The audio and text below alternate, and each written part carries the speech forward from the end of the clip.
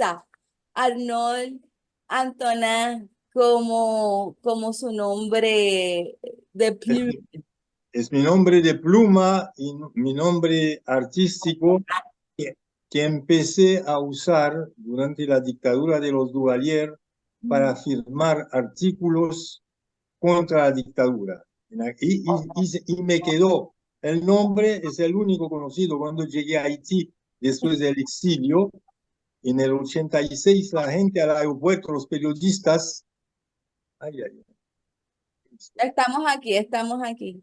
sí, Sí. pero tiene un problema. ¿Qué dice ahí? No, lo cerramos acá. Espera. Ok, entonces tenemos que ir un poco deprisa porque el internet es tan inestable. No quisiera que como antes se congelara o que se terminara la conversación antes de terminar. Pero Entonces sí, este nombre es el nombre y lo legalicé al volver a Haití. Y entonces ahí me hacen los cheques con este nombre también, o sea, me pagaron en la universidad. Y así fue.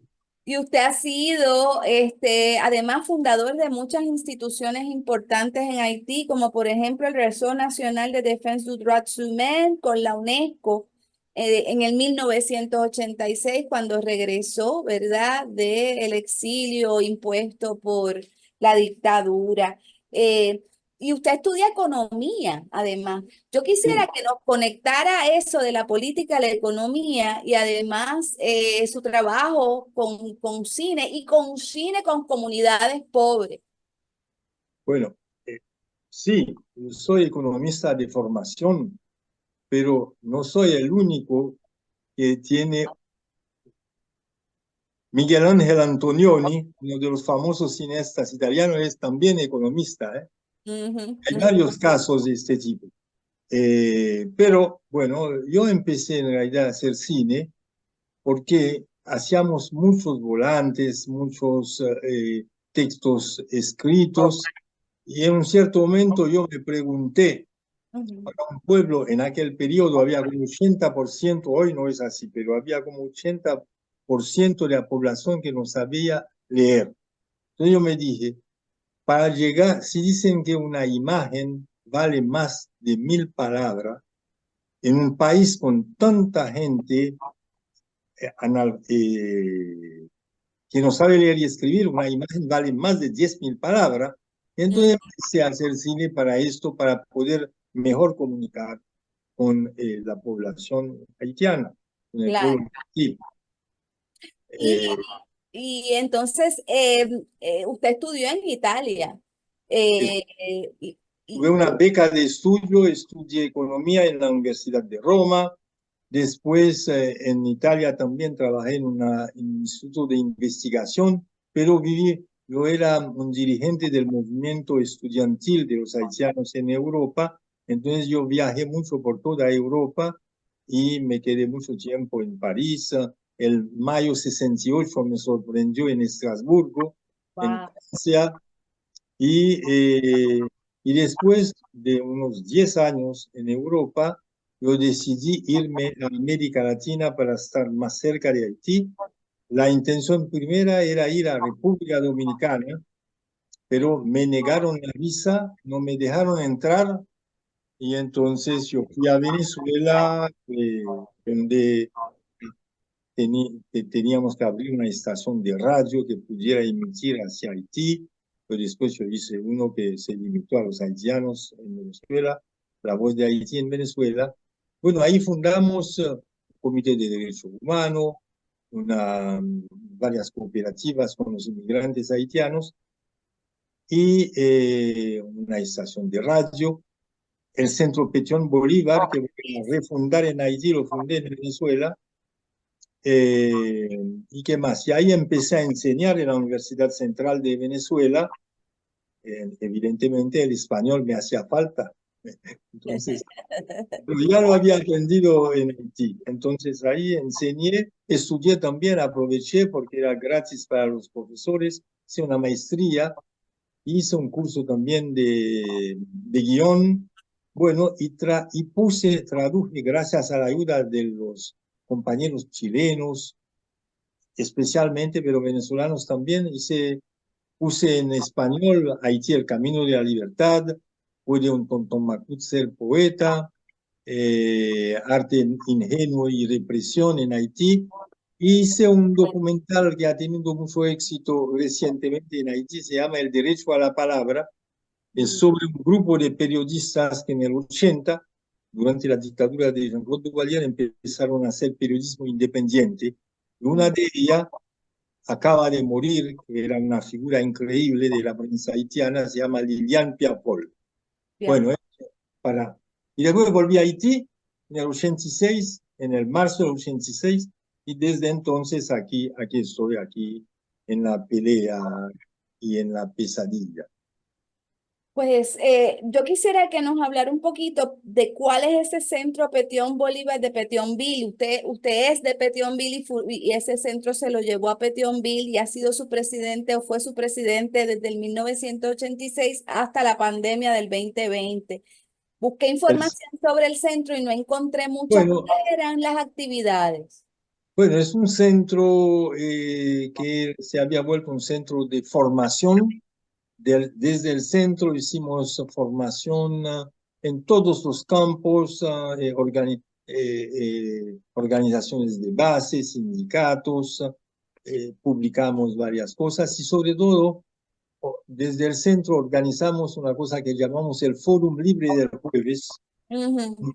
Un jueves de cada mes organizábamos un debate. Yo creo que el profesor Paul Latortue, que enseña en Puerto Rico, participó en uno de ellos. Sí. Entonces hacíamos estos foros, los hicimos, bueno, hasta la pandemia y ahí cerramos el centro porque no teníamos más las posibilidades de seguir manteniendo los gastos fijos y todo esto.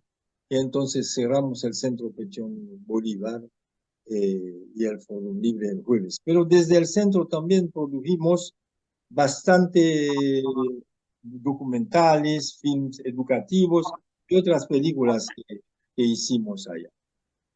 Usted ha hecho 42 documentales y 2 films de ficción. Esos films son Pibulí y El presidente tendrá SIDA, que esos son los 2 films.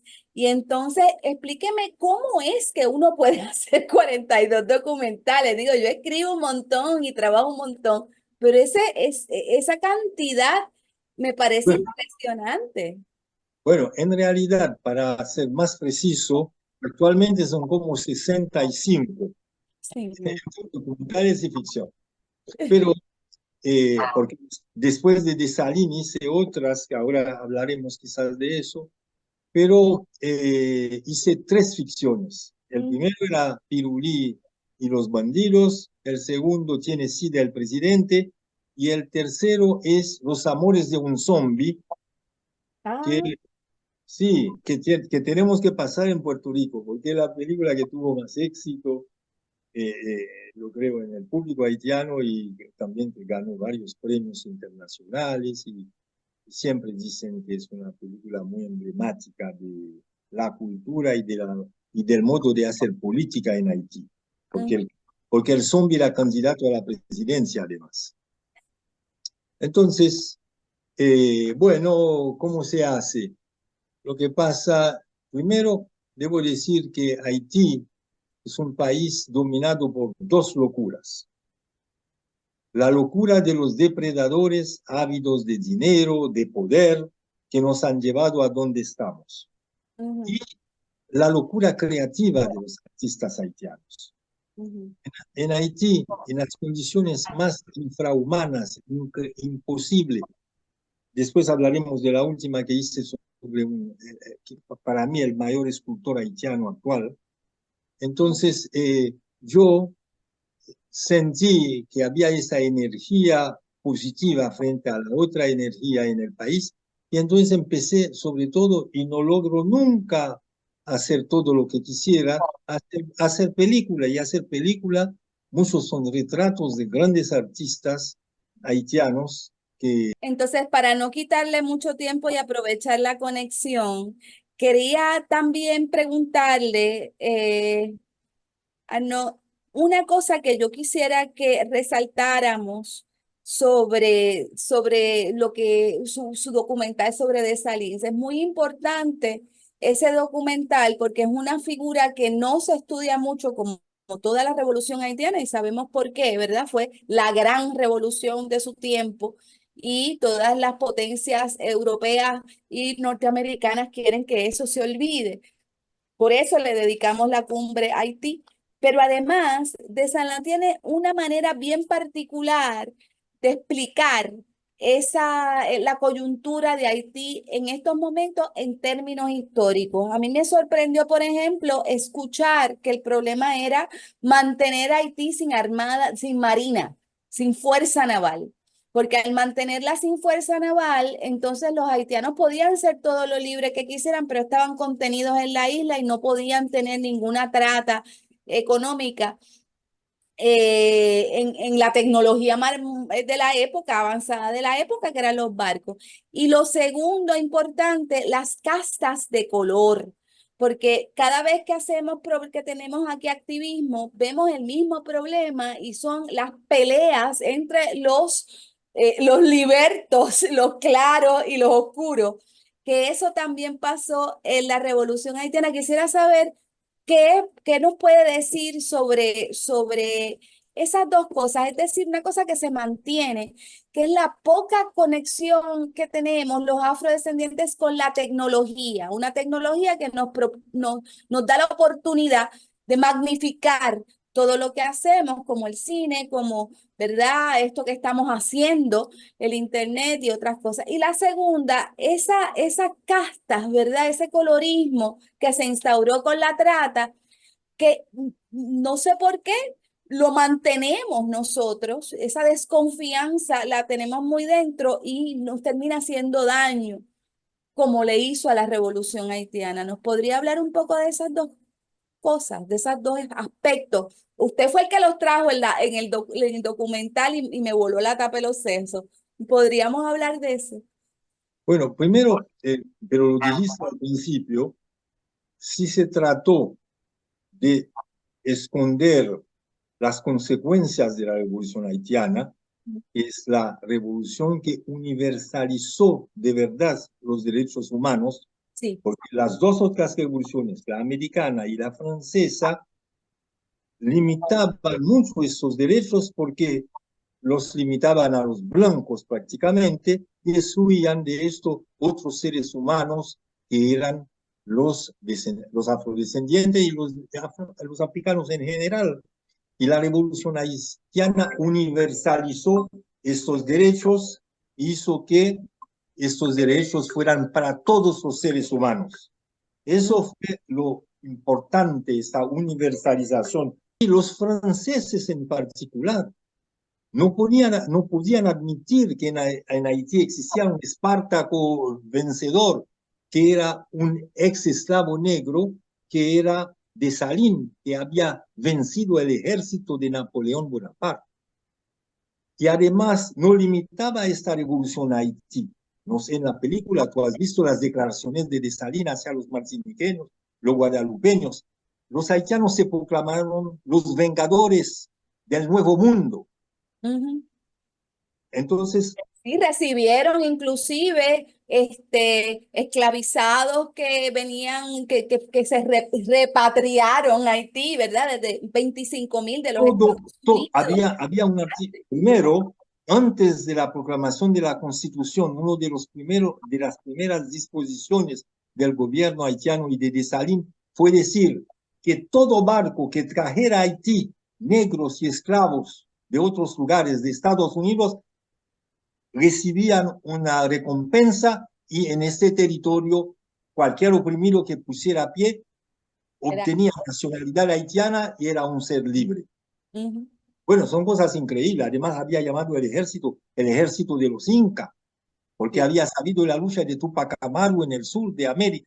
Entonces, Dessalines, un hombre de una visión increíble. Antes de que lo ejecutaran, se hablaba de esos barcos que iban a llegar de Haití para liberar a los cubanos. Pero El mismo, el mismo Simón Bolívar, No, bueno, pero ese fue terrible porque primero cogió la ayuda y después hizo el embargo. pero pero cuando se fue de Haití la segunda vez, o Ujú, la primera, le habían regalado una imprenta. mm. Y él dijo que quería esta imprenta para ir a difundir en el resto de América las ideas haitianas. Qué pena que no lo hizo, porque Él, después, bueno, no, cuando llegó Bolívar, bueno, la historia es un poco complicada lo de Bolívar. Cuando sí, llega Bolívar, él libera a sus propios esclavos, porque era un amo de esclavos. sí, Bueno, como había haitianos también amos de esclavos, ¿no? Dicen que hasta Tucente esclavo. Pero liberó a sus esclavos, pero después los gran cacaos se rehusaron en proclamar la libertad general de los esclavos, que van a proclamar mucho más tarde. Y entonces, pero Bolívar también tenía mucho que ver, porque tenía de frente a él a Santander, que era mm, el jefe en Colombia, que era totalmente opuesto a estas ideas que tenía Bolívar. En el Congreso de Panamá, por ejemplo, fue un momento increíble. Presión de los norteamericanos y también presión de Santander para que Haití no participara. Por es, fin encontraron una excusa. No participaba ni Brasil ni Haití porque no eran hispanoparlantes. Pero sin mm, embargo los americanos mandaron observadores. Bueno, eso es lo es- que pasó. pero Entonces, sí, lo la último que tecnología es un hecho fundamental, es muy importante. No se puede hacer una revolución con armas primitivas frente a gente que utiliza las armas más modernas de aquel periodo. Por eso, pero después hubo, como lo hicieron con el comercio, como lo hicieron con las finanzas, trataron de hacer de todo para que Haití no pudiera adquirir la tecnología moderna. Sin embargo, hay un hombre de ciencia haitiano. La próxima película que pasará en Puerto Rico será esta, probablemente, Antenor Firme. Si mm, Haití ha sido el primer país que ha universalizado los derechos humanos y proclamado la libertad de los esclavos en el mundo entero, ¿eh? Es el país también que científicamente es un haitiano que ha demostrado que no hay sino una sola raza humana y que todos los hombres son iguales. Es Antenor Firme, el hombre sobre el cual acabo de hacer la película, que van a pasar, que teníamos que ir a pasar en lo haitiano, pero tuvimos que, su ciudad natal, no lo pudimos hacer por la situación, el aeropuerto y todo eso, y ahora se pasará en París el 4 de abril. por último, ¿usted nos podría decir brevemente cuál es la situación ahora mismo en Haití? Yo sé que es bien complicada y los problemas históricos los entiendo, ¿no? Y se pueden ver en esta película de Dessalines cuáles son, ¿verdad? Algunos de las bases del problema. Pero ahora mismo que recibimos tanta información cruzada, eh, qué es lo que está pasando en Haití y sobre todo de cara al mundo, porque nosotros invitamos a la Cumbre Afro a 5 intelectuales haitianos, les negaron la visa a todos, solo pudimos sacar a algunos desde Estados Unidos o desde Canadá. ¿Nos puede explicar? ¿Quiénes vienen? En realidad, porque Tania Pierre Charles viene, Nia Toussaint viene, tenemos aquí a un activista que se llama el Padre Olan, que lleva 20 años en Puerto Rico y nos ha conectado con mucha gente. Obviamente estamos invitando a los intelectuales y estudiantes haitianos aquí, pero se nos cayeron mucho, Cristina Veraluz, Ketli Mar, Jean Damery, Jack Balcour, muchos de los más jóvenes se nos cayeron. No importa dónde estuvieran, va a estar la artista Tessa Mars, pero habían personas que venían que no logramos sacar porque les negaron la visa. Y quería que nos explicaran, pero usted nos puede explicar a raíz del asesinato del presidente hace 4 o 5 años, qué es lo que ha pasado. bueno, es un proceso que ha empezado hace ya varios años.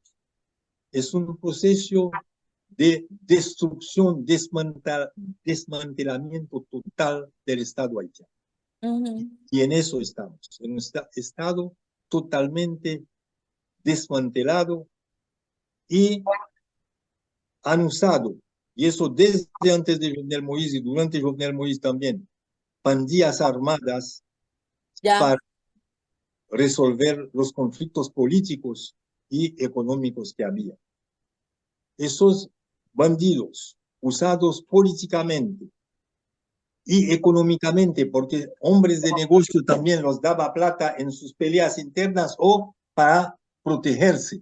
Esas pandillas se han vuelto suficientemente fuertes para que hoy son las fuerzas, digamos, armadas, o sea, que tienen armas más fuertes del país, porque de frente encuentran solamente algún policía heroico, pero si no el Estado, la población está totalmente abandonada a sí misma. Todos somos abandonados. Vivimos como rata desde varios años aquí. Uno sale de la casa para ir a ver si encuentra algo de comer, vuelve y corre, vuelve al hueco. Entonces, el aeropuerto está cerrado desde hace más de 8 días en Haití. Nunca se ha visto eso en América. Todos los aeropuertos. Es un país, es una prisión a cielo abierto, totalmente. Haití se ha vuelto y tienen, aparte, la amenaza a la vida, porque las pandillas no disparan contra cualquiera, secuestran a cualquier persona, a los pobres en particular, violan a las mujeres y todo eso se hace sin que nadie tenga ninguna protección. Ahora hay una comedia en curso desde 1 año y medio que va a venir una fuerza internacional para ayudar a Haití porque el gobierno había hecho una demanda, seguramente a petición de los americanos mismos, una demanda de una asistencia multilateral militar internacional. Hasta ahora no ha llegado. Cada día hacen reuniones, hablan mucho, prometen, hacen, pero no hacen nada. La situación de Haití lo ha dicho Brian Nichols, un norteamericano de altos dirigentes americanos. La situación haitiana merece tanta atención que la de Ucrania y la de Gaza. Es una situación, es una pesadilla. En Haití han usado un oxímoron, ha usado mucho en Haití. Uno que decía, Haití es la mejor pesadilla del mundo. Hoy no es la peor pesadilla del mundo actualmente. Para el pueblo haitiano lo que está pasando. Entonces, bueno, en estas condiciones seguimos esperando que los haitianos que tienen posibilidad de decidir, gente de poder, entiendan finalmente, porque siguieron luchando entre sí en unas cosas, luchas sumamente contrariamente a Dessalines, sin visión. Y lo que está llegando, por ejemplo, la liberación de los presos de la cárcel de Puerto Príncipe y de la de Acua de Buque, que hace hay 4.000 presos libres, lo están anunciando las pandillas desde meses. Han hecho varios ataques, pero nadie se preparó y hizo de modo que no sucediera. Pareciera que estaban esperando que suceda. Hay un fatalismo de la desgracia de parte de los dirigentes haitianos y de la comunidad internacional que es vergonzoso. Ay, Dios mío. Bueno, Antonín, esperamos que venga pronto a Puerto Rico. Lo vamos a esperar con los brazos abiertos. Tenemos Bueno, fíjate, si hubiera ido, hubiera querido, pero el viaje era muy largo. Y además de eso, me hubiera encontrado con el primer ministro haitiano, está actualmente en Puerto Rico, el ex primer ministro. Ah, mío, hubiese sido un problema. Muchísimas gracias por este maravilloso diálogo. Siga, por favor, haciendo películas que nos ayuden a entender esta historia tan importante y tan desconocida, tan invisibilizada. Y, y pues nos vamos a ver, estoy segura que nos vamos a ver en próximas ocasiones.